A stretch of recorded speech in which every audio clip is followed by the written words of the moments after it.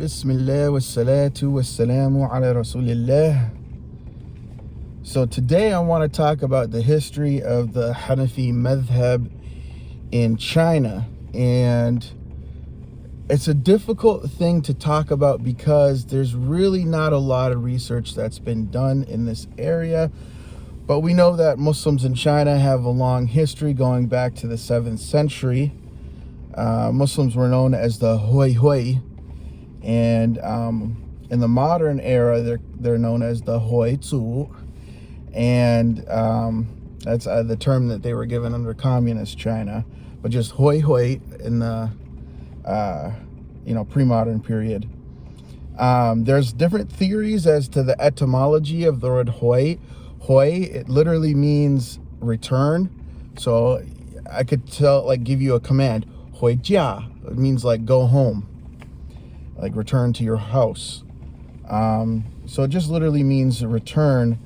But there's a theory that they were given this name because they return to their fitrah, or the primordial human nature. The fitrah in Islam is a theological concept you can go Google and look up. So that's where they think the word Hui comes from. And so China has a long history interacting with Central Asia and Persia, like the Sogdian Empire and different things, long before Prophet Muhammad, peace be upon him, was born. So, when people converted to Islam in Persia and Central Asia, they were Hanafis, and naturally Hanafism spread right then into China. Persian and Turkic-speaking Muslims.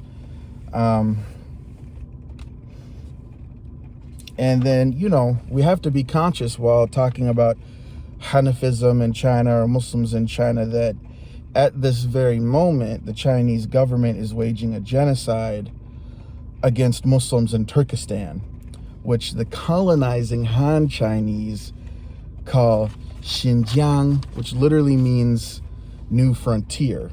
So it's like a manifest destiny thing that they have, that they believe it's their job to conquer and conquest this new frontier. And it's well known in Chinese history that the Han Chinese never occupied Turkestan until the 1700s.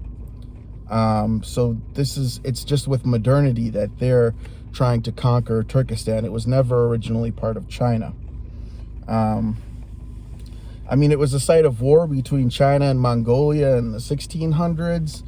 But really, it wasn't annexed into China until the 1700s by the Manchu. And so the Uighurs of Turkestan, they have their own distinct language and identity. And, whereas the Hui, they were mixed usually with Arab and Persian and Han, sometimes, Turkic ancestry. But the genetic studies that I've seen on on the Hui, is that they're mostly Han. So, with the Han,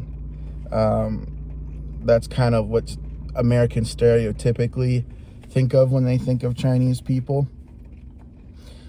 But the oldest extant Hui text that's written in Chinese dates to 1642. It's the real commentary on the true teaching by Wang Daiyu, where he used Confucianism to explain Hanafi ritual, which began the Han Kitab corpus, as it's known. And you have Liu Zhi, who died in 1739. He was the most prolific Han Kitab writer, and he wrote on Islamic law in his book that's called Tianfang Dian Li. So Islamic rites is basically what that translates to, or Islamic ritual.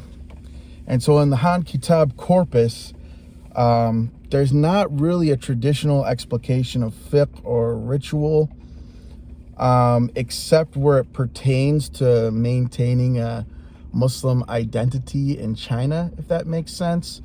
So it's not like a traditional fiqh book in the Arab tradition. I think a lot of that stuff had to be taught orally in China. Even back then, Muslims were persecuted to some extent So I think they taught a lot of things orally, but it would talk about like not eating pork or just the things that made them different from the Han Chinese was the main focus, you know, not drinking alcohol and things like that. And so there's the academic Matthew Erie. He argues this was because Hanafi fiqh was largely transmitted orally to avoid getting in trouble with the Chinese state, who perceived Sharia as anti-empire. And I'll put the reference to his book below in the description a little bit later after uploading this video.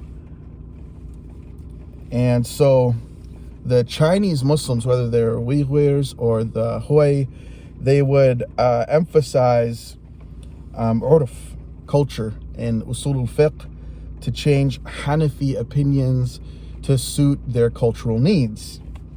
So this is like something that we talked about before the previous episode about Central Asian Hanafis. It's that same principle in usul al-fiqh, you know, taghyir al-zaman wal-urf, you know, the change of time and the change of culture. And so they would do the same thing just like the Central Asians did. The problem is, like I said, not much research has been done in this area to really understand all the particularities that make Chinese Hanafism different from other strains of Hanafism.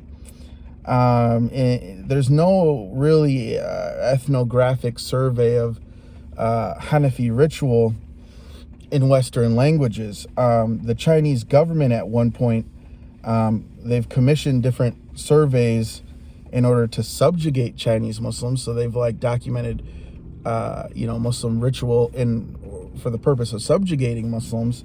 So there is in Chinese government texts or government documents, this documentation on